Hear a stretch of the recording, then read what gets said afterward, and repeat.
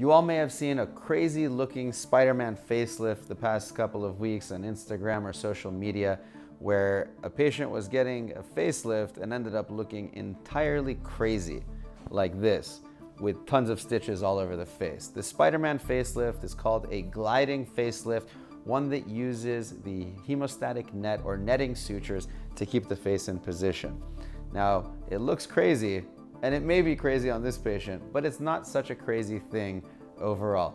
The hemostatic net or netting sutures are sutures that we use to tie the skin down to the muscle after we release it. This helps prevent hematoma or bleeding under the skin. It helps prevent seroma formation or collection of fluid under the skin, and can help in a bunch of other ways in redistributing the skin. So it's a very effective technique. I've been using minimal versions of this for the past 7-8 years.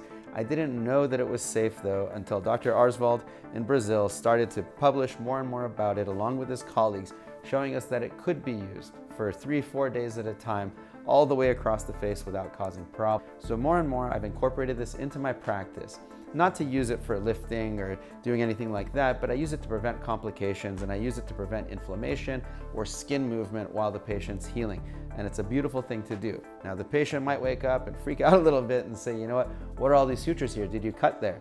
And I said, no, remember I told you before, I'm not cutting there. These are just tacking sutures. It's kind of like a glue or adhesive used to get the skin, hold it down to the muscle so it heals over the first 2 days without moving around or without collecting fluid underneath. However, you may see other forms that are used for facelifts and brow lifts and things like that. I don't use those techniques, but they could get good results in the right hands.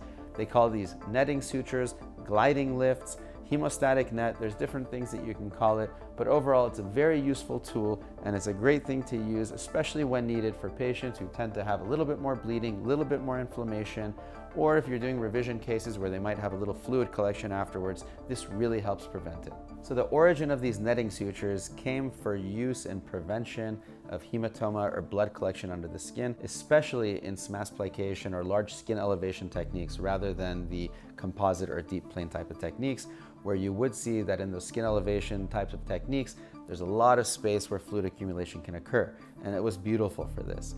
Advancing this, some people thought, hey, why don't I use it to actually reposition the skin into a new place or keep the tension off of it as it heals? If you look around the world, you'll see in Thailand, Brazil, there are all these types of gliding lifts which are going on, and the results in some hands are awesome, in some hands, not so great.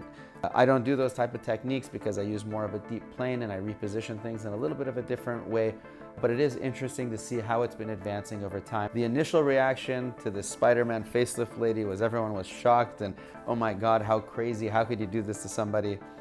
It looks a little crazy to me too. If you see some of my patients the first few days, they may look equally crazy. Maybe not with all the sutures in the face, but they don't look like themselves.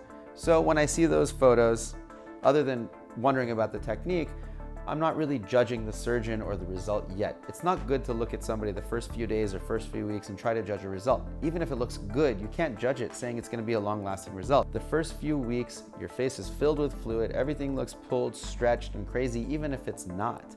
So if you look at some of my old photos or my patients, you'll see that they look crazy in the first couple days. That is not the result. That is a consequence of having done surgery, being swollen. It's like getting punched in the face by Mike Tyson and then expecting to look normal right away. This doesn't happen. Alternatively, you could look at the opposite, which is doctors post photos in the first few weeks and say, look how amazing it looks. I don't trust that either. I want to see the long-term result. Show me 3 months later, show me 6 months later. That's really when you need to analyze the result and ask yourself, do I want to look like that person who looks crazy at 6 months or looks completely natural at 6 months? You can't gauge it by looking at somebody in the first couple of days. If you have any questions or comments about other topics you want us to cover, please let us know by commenting below. If you want to learn more about emerging trends like the gliding lift or the netting sutures, please let us know. Go ahead and hit like and subscribe to the channel to watch more.